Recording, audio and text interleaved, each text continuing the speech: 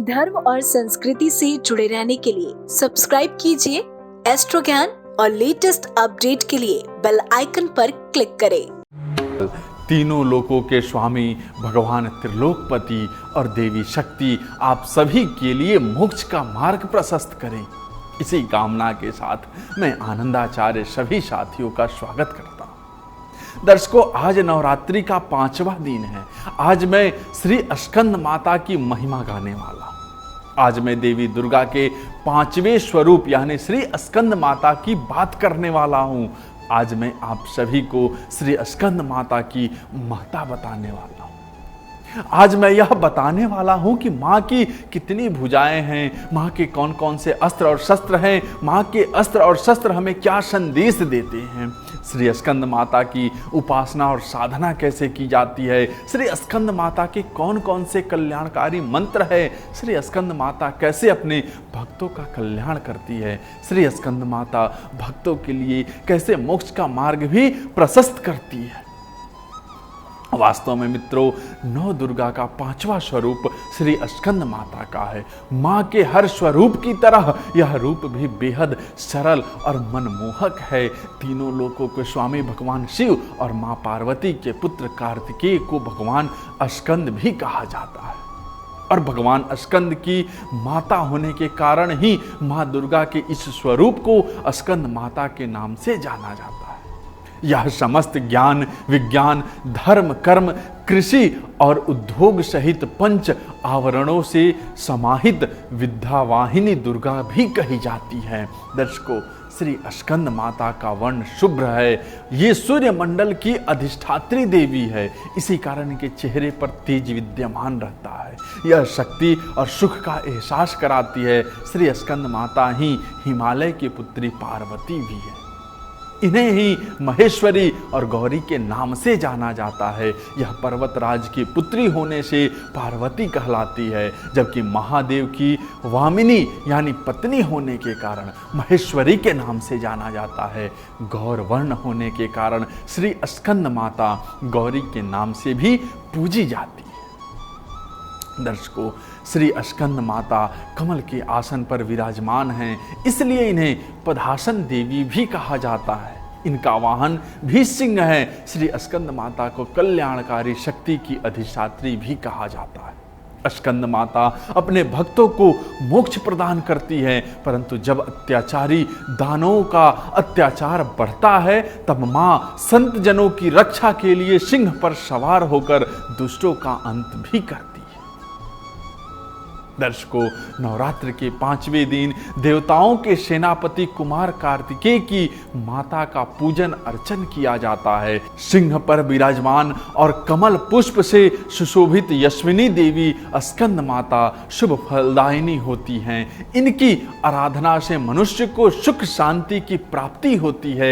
जो भक्त माता के इस रूप की पूजा करते हैं, माँ उस पर अपने पुत्र के समान स्नेह लुटाती है। स्कंद माता सूर्यमंडल की अधिष्ठात्री देवी है। इनकी उपासना करने से साधक अलौकिक तेज की प्राप्ति करता है। एकाग्र भाव से मन को पवित्र करके मां की स्तुति करने से दुखों से मुक्ति मिलती है। मोक्ष का मार्ग भी सुलभ हो जाता है। दर्शकों, वह भक्त जो स्कंद माता की भक्ति भाव सहित पूजन करता है, उसे देवी की कृपा प्राप्त होती है। देवी की कृपा से भक्त की हर मुराद पूरी होती है। घर में सुख, शांति और समृद्धि बनी रहती है। माँ अपने भक्तों के सारे दोष और पाप को दूर कर देती है, चाहे जितना भी बड़ा पापी क्यों ना हो। यदि वह श्री स्कंद माता की शरण में आता है तो माँ उसे भी अपने प्रेम के आंचल से ढक लेती है। दर्शकों, स्कंद माता को अपने पुत्र से अधिक प्रेम है, इसलिए माँ को अपने पुत्र के नाम के साथ संबोधित किया जाना अच्छा लगता है। श्री स्कंद माता की उपासना से मनुष्य के मन की सारी कुंठाएं, कलह और द्वेष भाव समाप्त हो जाते हैं। इनकी शरण में भक्तों को मृत्यु लोक में ही स्वर्ग की भांति परम सुख और परम शांति का अनुभव होने लगता है। साधना के पूर्ण होने पर साधक के लिए मोक्ष का मार्ग स्वयं ही खुल जाता है। दर्शकों, यदि मैं स्कंद माता के अस्त्रों और शस्त्रों की बात करूं तो स्कंद माता की 4 भुजाएं हैं। इनके दाहिने तरफ की निचली वाली भुजा जो ऊपर की ओर उठी हुई है उसमें कमल पुष्प है। बाईं तरफ की ऊपर वाली भुजा वर मुद्रा में है। नीचे वाली भुजा जो ऊपर की ओर उठी है उसमें भी कमल पुष्प की माला पकड़ी हुई है। इस प्रकार से स्कंद माता के 2 हाथों में कमल पुष्प सुशोभित है, जबकि एक हाथ में श्री स्कंद माता कुमार यानी कार्तिकेय को सहारा देकर अपनी गोद में लिए बैठी हुई है। श्री स्कंद माता का यह रूप ममता लुटाती हुई नजर आती है। यदि बात मां के हाथों में सुशोभित कमल पुष्प की करें तो धार्मिक कार्यों में कमल पुष्प का विशेष महत्व है, क्योंकि कमल पुष्प अत्यंत पवित्र, पूजनीय और सुंदर होते हैं। ये सद्भावना, शांति, समृद्धि और बुराइयों से मुक्ति का प्रतीक भी है। कमल पुष्प ऐश्वर्य और सुख का सूचक है।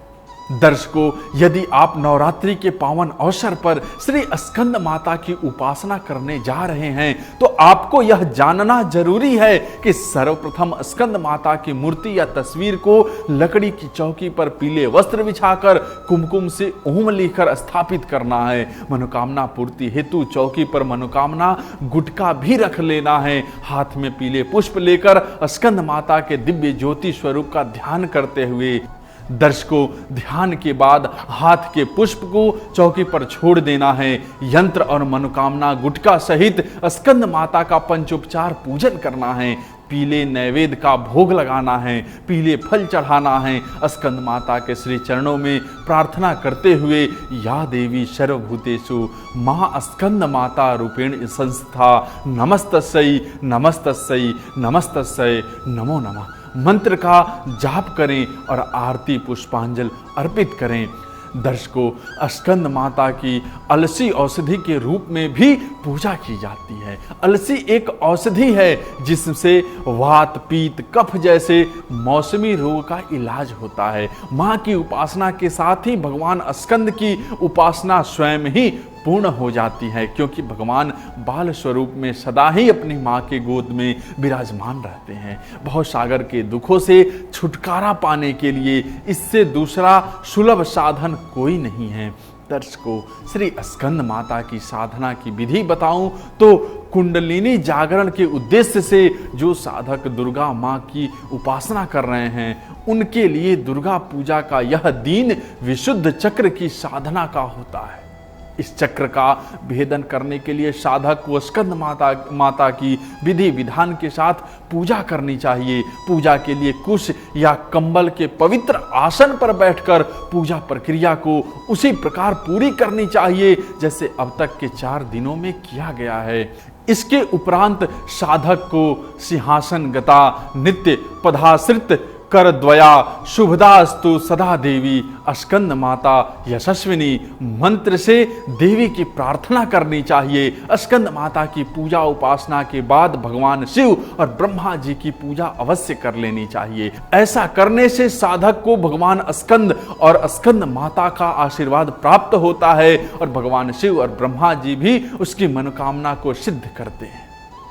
दर्शकों, आप सबको हमारा ये कार्यक्रम कैसा लगता है जरूर बताइए, और आज इस माँ के विषय में जानकर आपको कैसा अनुभव हुआ आप सब जरूर बताना। आप सब जो बात करना चाहते हैं सामने नंबर दिया है, बात कर सकते हैं। आप सबका बहुत बहुत धन्यवाद। जय महाकाल।